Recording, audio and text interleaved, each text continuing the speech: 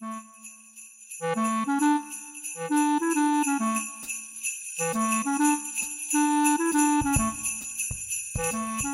everyone, and welcome to the Double Stuff Podcast. I'm Charity. I'm Sarah. I'm Alan. And I'm Dan.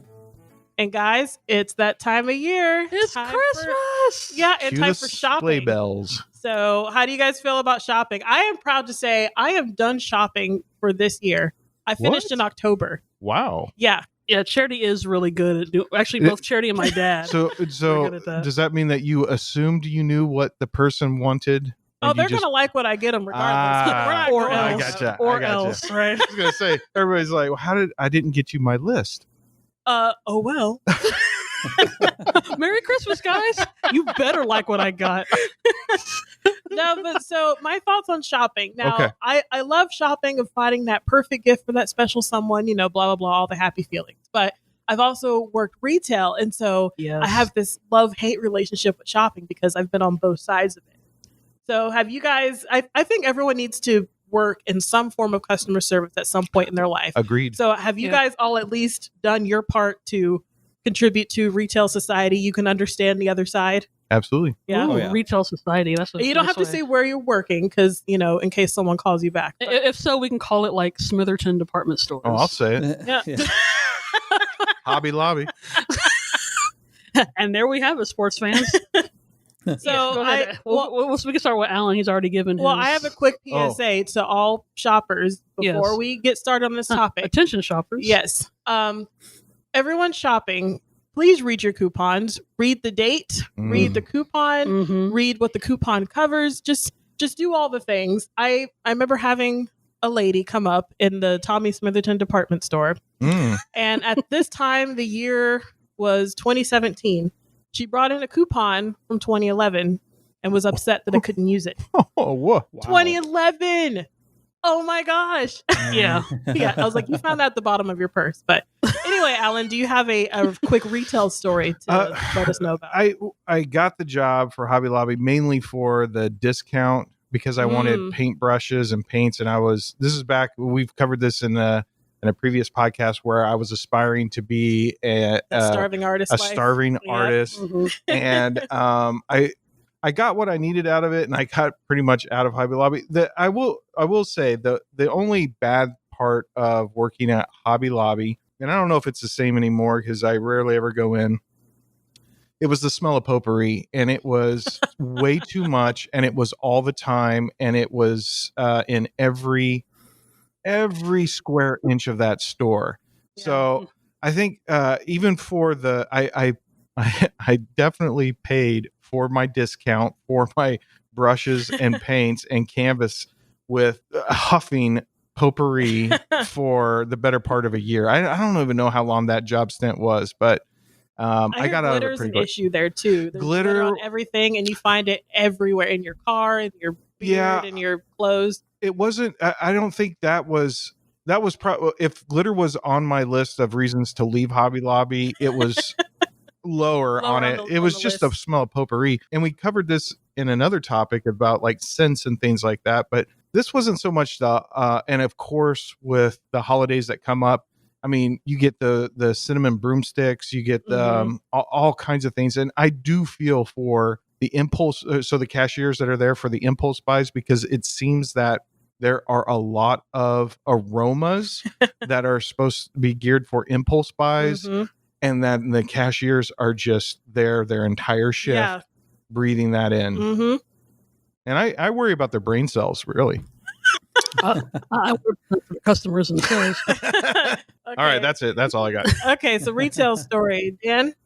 I mean, that's kind of me too. I mean, I've done retail for around Black Friday, specifically around the holidays, at Hastings, GameStop twice, and Best Buy. I remember Hastings. Pour one out for Hastings. I missed that store. But yeah, I don't think I have any. I mean, it was just, it's one of those things where it's just so busy, and it's almost like it's like a rush. Like you have to go in either super late on Thanksgiving night or super early in the morning the day after, and it all is kind of a blur, of like people walking around in lines, and just trying to help, and then you're done, and then I just kind of forget about it. So that's why I keep going back for some reason. Yeah, I know. My first job out of college was working at a t-shirt company, and the first few months were good, and then the holidays rolled around, and and for a while we were actually stationed at the mall during the Christmas season, and this is at the time this was my first time working at the mall, and I had stars in my eyes like you wouldn't believe. Yeah. Because I was naive.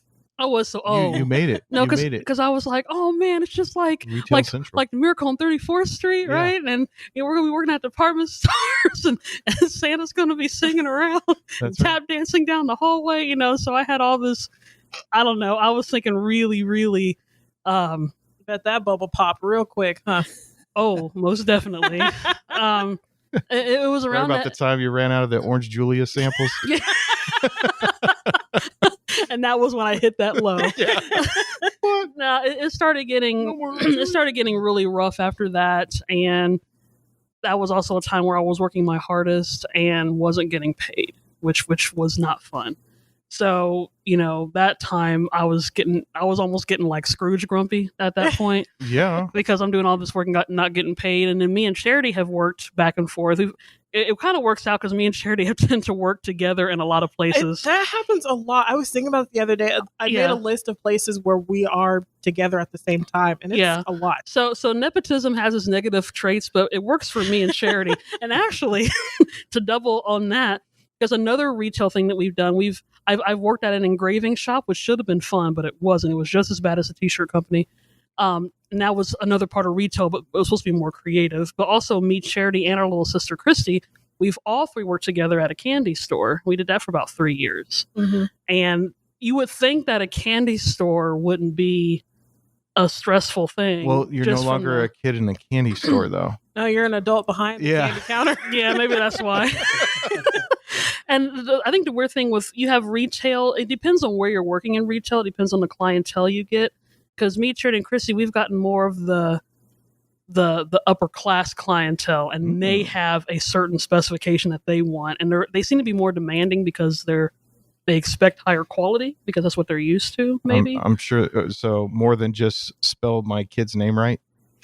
If it was that easy, then I would be a whiz in retail. Well, you were talking about money and budget earlier, which was actually my next topic, because I was looking at an article earlier. It says the average family will spend close to $700 on gifts, which totals more than $465 billion. Jeez. And that's just here within the U.S. And I was thinking, $700 seems like a lot, but because gift giving is more like technology based, so laptops, smartphones, like drones, cameras, that makes sense. It's not just, let's get a toy in the toy store. It's like, no, mommy, I want a smartphone, So yes. Do you guys have budgets? No, Alan, you've got girls. Is that sort of true with technology? Yes. And it's starting to get to be that quality is over quantity now. So what you were talking about, they're starting to look for devices, smartphones. Yeah. Of course, we're the last cell phones for our daughters, according to them. I don't know if that's true. So I don't know. I've got a back in my day story for them. Yeah, so do I. I didn't get a phone until I finished high school. I didn't get a phone. College for me. Yeah, I didn't get a phone until I was 19. Oh my God, 19. We got a phone when we started driving. Yeah. Oh, you guys even beat that because I didn't even start driving until around 19. So apparently you're an adult now, Sarah. It's time for a car. My mom, when I was trying to give the argument of everyone else has a cell phone, and because I did sports, so I was gone all the time. Right. And I was like, well, all my friends have it. She goes, good, you can use their phone to call me. And I was like, darn it, that wasn't supposed to be the ending to my story. Yeah, but so for a long time, like when it was quantity over quality, like we could, there'd been really tight Christmas budget years where the girls were still little, so we could go to the Dollar Tree, and have like 50 things for them to open up, and they were elated. Ignorance is bliss. Honestly, the best part is the opening of the gifts. So I think it's just the anticipation of ripping off that wallpaper. Wow, where are you hiding your gifts, Sarah? Sarah's got like a demolition crew. Right. I go all out with my Sounds like a History Channel show. I'd watch that. I hide Christmas in the Floorboards, the new TLC special. Right after Sister Wives and Sister Lives. That's right. That's a throwback. But I think the fun part is the ripping open of the gifts. So, but now that they are aware of, oh, okay, that's cheap, you cheapskate father, versus like, oh look, you got me a really well-known franchise phone. I love you now for a year until that thing becomes old and it's like until I drop it in the toilet. Yeah, and then it breaks and it's like, oh, you're the worst dad ever. I can't get it replaced. Not till next Christmas, sweetheart. That's right. So what's everyone's Christmas budget? Like I try to do now. I try to find things on sale, like not on clearance, but like if I catch a sale, I'll buy a few things. So no, you can get stuff on clearance. Just rip the tag off. Well, yeah, my goal was about $20-ish per person. And that was, and she has one friend, so. Well, no, that was like with tax included and everything. Yeah. Like I wanted to have a $20 limit, and I think I did pretty good with that. So, what's everyone else's budget, if you're allowed to speak of such things? It depends. But I'll speak to myself as far as the gifts that go onto Dad's list. Mm-hmm. It's things that I like. So I'd like a bottle of Tabasco branded sriracha. Reese's peanut butter cups. Get Dad's favorite. Yep. You don't have to break the bank for Dad. Dad just likes to Dad's just hungry. He just wants some food. I'm at the point where it's the joy of the holidays is seeing it through my kids, And I do splurge on a real tree. So every year we get a real tree. Okay. And that's a fun thing for us to do. And yeah. So budget setting the budget has never been one of my strong points. Yeah. My wife sets the budget, and of course, a lot of the big things come from the North Pole still. So yes, of course. Oh yeah. Yeah. Santa has no limit. Santa is rolling in it, and it's not just snow. That's right. So wish lists are still accepted, and shoot for the moon. See what Santa can pull off. All right. That's a nice way of saying that, Alan. Well, Sarah, how much did you spend on me this Christmas? Well, I'll let you know once I finally buy you something. Oh, dang. Procrastinator. It's not that I procrastinate, but my schedule has gotten tighter. So the past 2 years, it actually has been more difficult to go to the store and buy things. You're going to wake up Christmas Eve and be like, darn it. Did I get her a gift? And then I'll be like, wait, I think I got something I haven't used in 2 years. No, don't forget gift. I know everything you've gotten. Okay, Dan, did you have a budget this year? No, we don't really do like budgets so much. And really the last couple of years outside of this year, probably, I think we've been more focused on like giving experiences as opposed to like gifts. So like, gift wise, we've done season tickets to the musical theater like there in Wichita before. And then, just trips, things like that. Well, that definitely still counts as a gift. Absolutely. Oh, yeah. Yeah, it's a gift on location, which I'm all for. Well, and it's a really good idea, too, because after a while, like, you've got a lot of stuff. And so if you have the experience, you've got, the memories and the pictures and stuff, but you don't have something collecting dust in your house. Right. Yeah. So that's always good. Memories do not collect dust. Yeah. The goal is the gifts of this year should not be the donations of next year. Ooh, that needs to be on a needle point in your house. Yeah, I'm going to sell that to Hobby Lobby. That'll be the next big thing. Put potpourri all around. That's right. And glitter. Throw some glitter on there. See, your dreams of being an artist are coming true, Alan. I never knew it could happen. It's a Christmas miracle. Here's the weird thing. I have this weird sneaking suspicion that he is going to go home after this recording and do it. And then for Christmas, he's going to be like, guys. Guess what? You'll never guess. Well, homemade gifts, are easy on the budget too, since we were talking about money. So yeah, but providing he probably can't spell or do needlepoint, so it'll be like, why is there upside down W? All I had was safety pins. It screwed it all up. It's the thought that counts, and maybe it should have just stayed a thought.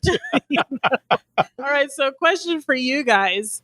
Do you prefer shopping online or in store? Because I was looking online and they were saying that 67% of millennials prefer to shop online. And since we fit into that category, would you say that's true? Online or in store? Online. Yeah, definitely online. I do like shopping online, except when clothing is involved. Yeah, that's a good point. Because we need a universal sizing chart. Yeah, there needs to be something, and we talked about this in another podcast. I like how we always refer to ourselves in another podcast, but but we actually did, yeah, because that's the only issue. You can't virtually try on clothes. If that's the case, I'd be a size 0 right now, and I'd be 5'7", and I'd be like, "Oh, these clothes will fit me perfect." But since I don't fit in any of those categories, it's hard to. You have to become your own tailor because you have now you have to measure yourself that you never really had to do that before. Same thing with shoes. I did that for a bridesmaid's dress for my friend's wedding this past year, and the dress came and it was like drapery on the floor like a curtain. And so, I mean, we were going to get it altered anyway, but an it was supposed to be a minor alteration, and I feel like there was a lot of lot of alterations. It was so big, there was actually another dress that came out of it. It was like 2 dresses for charity. I still like the experience of going through big box stores and just the excitement of being around other shoppers and things like that. I was just in I was at Home Depot the other day, and I got a big smile on my face as I was a dad store walking through the hardware aisle, and I was like, I'm gonna get an axe, and I had get an axe. Yeah, but I had a comparative shop because I'm like, do I go for the 4-pound sort of wedge-driven axe, or do I go for the one with the better design? Is that to chop down your own tree? No, it's for his Paul Bunyan costuming. Him and Babe are going to town. You guys don't have axes? I'm so surprised. It's true. We just don't want to admit it. You're way too open about yourself, Alan. I do enjoy shopping in the store at certain stores. So like there's a shop downtown called Lucinda's. Ooh, that's an old town, and I like that because it's just random, like it's weird stuff. And so it's like an eclectic shop. Yeah, I like shopping in there they sell axes? when it's not really busy. They might have little keychain axes. If anything, it'd be earrings. So if you want to pierce your ears with an axe, oh boy, hold still, Alan. This ain't gonna hurt a bit. Okay, kids, do not follow Sarah's example. Do not pierce your ears with an axe. Public service announcement from Double Stuff. That's a good one. It is. We'll have more nuggets later on. Sorry, Claire's. Yeah, I think I'd probably prefer to shop in store if it was small businesses. Like if I was just doing like Lucinda's or places like that, then that's definitely, and which is something we've actually talked about doing before, is like ignoring stuff like the Black Friday sales and stuff like that, and just going like small local businesses. Well, and the Tuesday after Black Friday, isn't that Small Business Tuesday? I think there's a weekend. Small Business Saturday. I think it's Saturday, and then there's Cyber Monday, and then Giving Tuesday. Is that what it is? Yeah, that's right. You're correct. I mixed my days up. Black Friday. And small business, I'm all for going for small businesses, but there are certain things that only big franchises can sell. In terms of certain things you want, especially when it comes to technology and axes.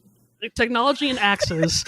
Those are the two things that I have to get from a big time store. That's listening right now, I think this is what he wants for Christmas. It's already purchased. Just slap a bow on it. I'll take it again. I'll be just as excited to open that.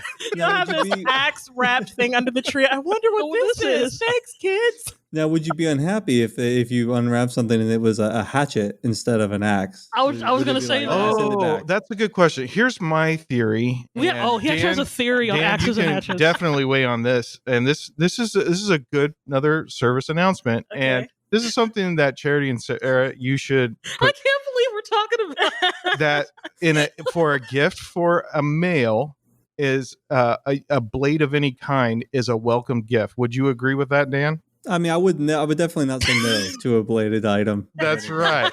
Yeah. Anything sharpened steel for a guy is potpourri for the Hobby Lobby shoppers.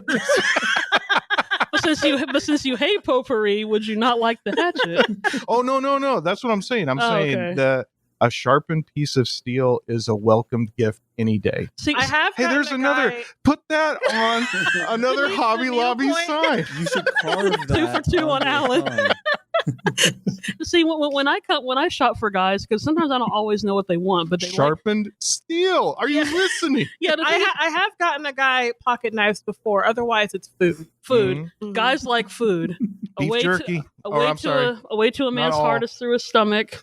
And so I've gotten my friend a big old box. The wielding of an axe. That's true. A leg of lamb. we got really like Henry VIII, Henry XIV, or whatever.